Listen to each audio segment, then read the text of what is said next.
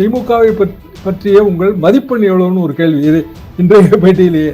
அது ஒரு மாசம் கழிச்சு சொல்றேன்றாரு. அப்ப என்ன வேற ஏதோ ஆப்ஷனா ஒரு ஓப்பனா வச்சிருக்கிறாருன்னு தான் நம்ம புரிஞ்சுக்கிட்டோம். பாமகவை பொறுத்த வரைக்கும் ஸ்பிரிட் இருக்கு. என்னன்னா சட்டமன்றத்தில் இருக்கிற உறுப்பினர்கள்ல 50% அண்ட் அபவ் வந்து அன்புமணிட்ட இருக்காங்க. 2 எம்எல்ஏ டாக்டர்கிட்ட இருக்காங்க.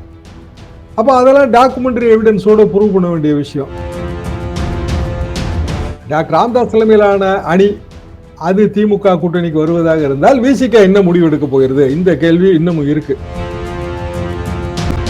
டாக்டர் ராமதாஸ் அவர்கள் சீனியர் லீடர், வன்னியர் ஓட்டு வங்கி இருக்கு. திமுக வன்னியர் ஓட்டு வங்கி இருக்கு.